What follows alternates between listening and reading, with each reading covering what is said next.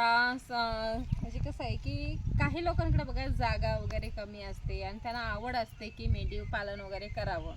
तर आता गवत वगैरे लागवड करायला त्यांच्याकडे जागा वगैरे कमी असते. मग ते काय करणार आहेत की आमच्याकडे जागा नाही आहे, मग आम्ही गवत कुठे लावणार, हे सर्व खूप सारे प्रश्न उभे राहतात. पण आवड तर मनात असते, मेंढी पालन करायचं आहे.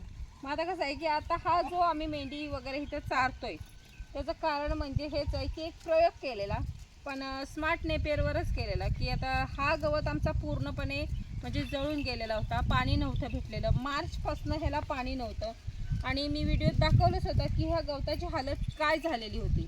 हे पूर्ण म्हणजे असं सुकलेलं होतं. ते बघा त्या पलीकडं आहे तसं झालेलं होतं गवत. आणि त्याची आता हे जी काय केलेलं आम्ही की ह्याची छाटणी वगैरे करून टाकून तिकडे ते पलीकडे कोपऱ्यात तुम्हाला दिसत असेल तिथं टाकून दिलेलं आहे. पण त्याच्यानंतर आमच्याकडे 2च पाऊस पडले, जास्त नाही तर 2च पाऊस पडलेत. आता तर पडतोच आहे संध्याकाळचं, सकाळचं ऊन असतं कडक पाहिजे एवढा आणि संध्याकाळचं पाऊस पडतोय. मग तसंच आहे की आता ह्याला 2 पावसामध्ये एवढं म्हणजे हा पूर्ण पट्टा जो सुकलेला होता, हिरवं म्हणून कुठे दिसतच नव्हते ह्या पूर्ण पट्ट्यात. म्हणून मी मेंढर तेव्हापासून सुरुवात केली. मेंढ्या आता हा गवत काही कामाचा राहिलेला नाही आहे, सोडून द्या आता, म्हणून ह्याच्यात मेंढरं पण सोडून दिलेली मी. पण आता त्याच 2 पावसाने इतका फरक पडला आहे, जसं होतं पहिलं पाणी लावत होतं तसंच अगदी बसगारलेलं आहे आणि हिरवंगार पूर्ण झालेलं आहे. मग एक फायदा आहे की हा गवत कधीच मरत नाही. म्हणजे हा स्मार्ट नेपेर आहे. आता स्मार्ट नेपेर प्रयोग केलाय म्हणून स्मार्ट नेपेरचंच सांगते मी तुम्हाला, की एखाद्याकडे समजा जागा नसेल आणि त्याला मेंढी पालन करायचं आहे आणि त्याच्याकडे कुट्टीसुद्धा नसणार आहे. कसं आहे की आता कुट्टी वगैरे करून घालतो गवत, त्यामुळे चांगल्या प्रमाणात खातात आणि असंच टाकलं की गवताचा थोडाफार नाश करतात. मग कुट्टी वगैरे पण नसेल, कुट्टीचं आपल्याला समजा एखाद्याला जमतच नसेल घेणं वगैरे किंवा सुरुवातीला घ्यायचं नसेल, तर त्याने मात्र काय करायचं, जो थोडासा तुमचा पट्टा आहे त्या पट्ट्यात मात्र असं स्मार्ट नेपेरचे कांड्या वगैरे लावायच्या आणि तेव्हा जे फुटवा वगैरे धरेल त्यावेळेला मग तुम्ही असं मेंढ्या वगैरे आणू शकता. आणि मेंढी पालनात तुम्हाला समजा असं टाईम नसेल की मला कटिंग करून तेवढं घालायचं आहे, मला तेवढं नेऊन त्यांना घालायला तेवढा टाईम पाहिजे, असं खूप काही प्रॉब्लेम असतात माणसांना. त्या छोट्या छोट्या गोष्टींकडे बघितलं पाहिजे. तर समजा नसेल तर तुम्ही 1-2 तास तरी असं जर तुमच्या पट्ट्यात म्हणजे एवढा एवढा भाग तुम्ही समजा ठेवा. आता आमचा हा भाग बघितला तुम्ही की केवढा आहे, तेवढा जरी तुमच्याकडे भाग असा गवताचा असेल त्याच्यात जरी तुम्ही 1-2 तास मेंढ्यांना सोडाल तरी पण तुम्हाला मग तो गवत असं वजं करून घरी न्या, त्यांना कुटी करून घाला किंवा कुटी नाही मग कसं घालू असे प्रश्न तुम्हाला उभे राहणार नाही. तर 1-2 तास फक्त सोडा, त्यांचं आरामात पोट भरणार आहे.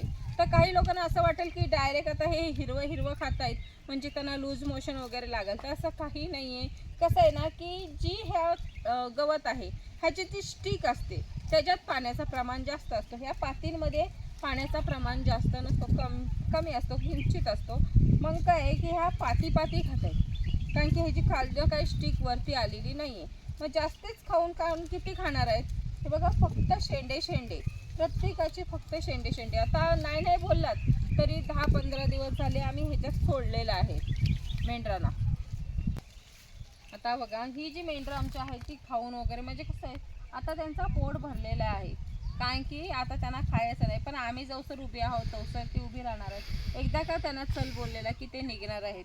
मग फक्त काय ते रेडीमध्येच आहेत, फक्त कधी चल बोलतोय त्याच्यासाठी, फक्त त्यांचं इकडनं तिकडनं उड्या मारणं चालू आहे. मग हा जो गवत आहे तो काय मरत नाही तर काही नाही. आम्हाला असं वाटलेलं हा पूर्ण सुकलाय. काही ठिकाणी आता समजा उसाला कसं कापून जाळून टाकतात, तर तसंच जर ह्या गवताला सुद्धा आम्ही काही ठिकाणी तिकडे पेटवलेलं होतं की आता हा मेल्यात जमा आहे त्यामुळे तसं झालं.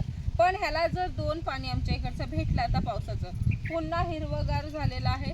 पेटवलं तरी ते त्याच्या कांडीला काही होत नाही आहे आणि खूप छान प्रकारे पुन्हा ते फिरतं येतं. आणि कसं होतं की समजा तुम्हाला तर पेटवायचं वगैरे नसेल तर त्या पाती जिथं सुकलेल्या आहेत तशाच सुकून द्यायचा, पाणी नाही भेटेल तरी चालेल. कारण की आपल्याकडे कधी कधी खूपच पाण्याचा प्रॉब्लेम येतो. तर आमच्या ठिकाणी एवढं नाही येत आहे, पण काही ठिकाणी अक्षरशः माणसाला पियाला पाणी भेटत नाही असे वांदे आहेत. मग त्या ठिकाणी समजा एखाद्यानं असं केलं असेल ना, तिथं जर पाण्याचा प्रॉब्लेम आला तर अजिबात टेन्शन घ्यायची गरज नाही. जेव्हा केव्हा पाऊस पडेल तेव्हा ते परत फुटणार आहे, ते मरत नाही. मग लक बाय चान्स तुम्हाला 1-2 पाणी भेटलंच त्याला द्यायला तरी सुद्धा ते जगतं, ते मरत नाही. असा हा स्मार्ट नेपेर आहे.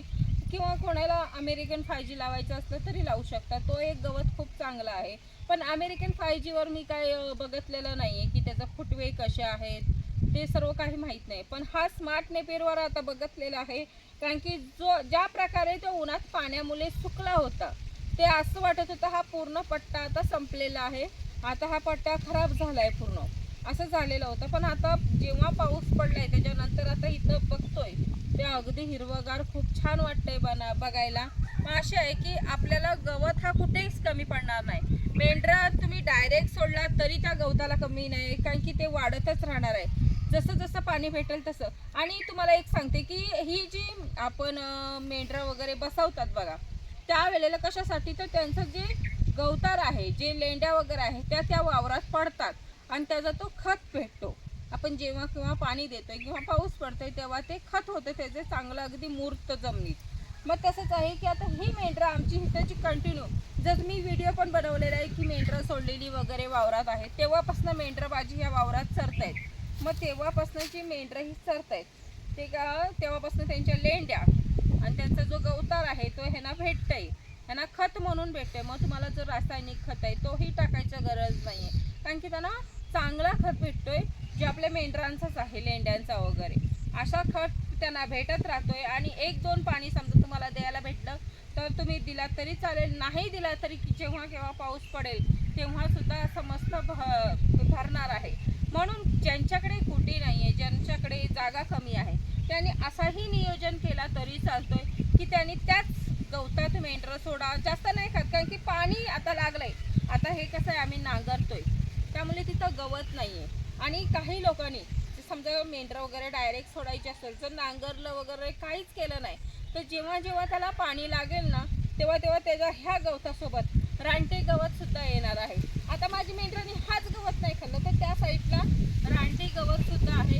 तो आता ह्यांच्याबरोबर त्यांची टेस्ट आता बस झाली बोलले, मग तिकडे जाऊन त्या साईडला तो रानातला गवत सुद्धा खाऊन आलेली आहे.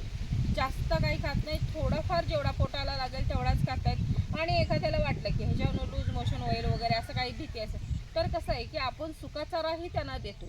आता इथनं नेलं की सुका चारा, आता आम्ही दुपारचा चारा तसं मेंढ्यांना बोलला तर 3 टाईम चारा घालायला लागतो.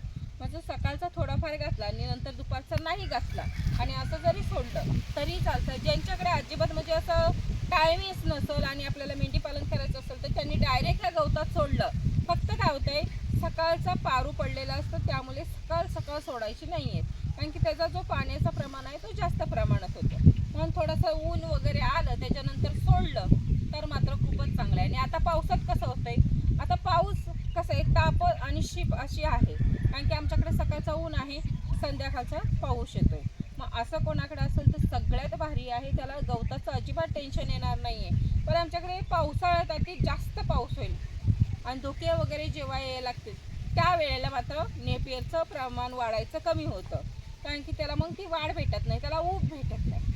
यासाठी मग आमच्याकडे तसा प्रॉब्लेम येते. पण प्रत्येकाकडे धुके येतात असं नाही आहे, प्रत्येकाकडं अशी एवढी थंडी असेल तर नाही आहे तसं, कारण की ज्याच्याकडे असेल तिथं हा प्रॉब्लेम येणारच आहे. आणि ज्याच्याकडे नाही, काही लोकांकडे पाऊस आला गेला आणि तिकडे ताप शीप अशी चालू असते, त्या भागाकडे कंटिन्यू असं म्हणजे मेंढी पालन चांगलं चालू शकतं. की तुम्ही मेंढरं सोडा, त्यातनंच घरी नेलात की मग संध्याकाळचं थोडंसं सुका चारा दे, तर मग तुम्हाला ओल्या चाऱ्याचं अजिबात टेन्शन नसणार, कारण की त्याच्या आपल्या ह्या गवतासोबत त्यांना रानटी गवत पण पोटासाठी चांगलं भेटणार आहे. म्हणजे दोन्ही चाऱ्याचं नियोजन चांगलं होते.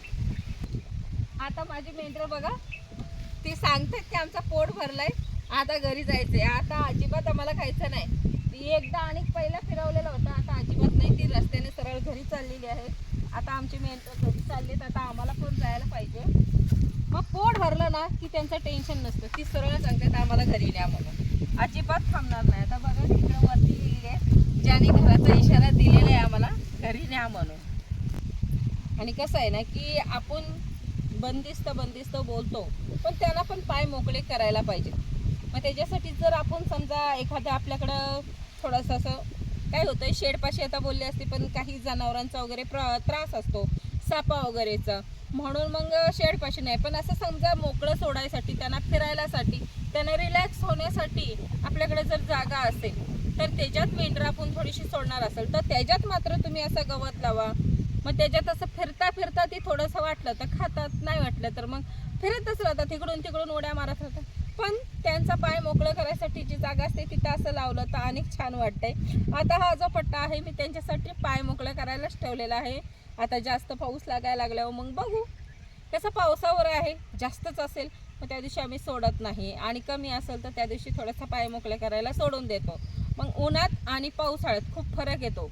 उन्हाळ्याची आम्ही सोडतच असतो दुपारच्या नंतर, संध्याकाळपर्यंत अगदी फिरत राहतो मी.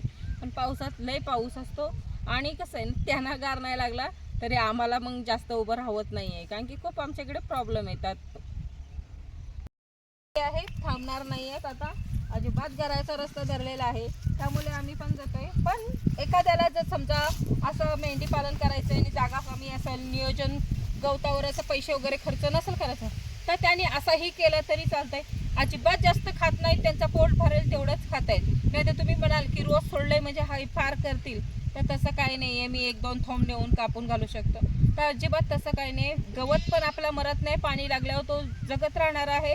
पण ती पण जास्त काही खात नाहीत, पोट भरलं की निघून जात आहेत. म्हणून अशाही पद्धतीने मेंढीपालन होऊ शकतो.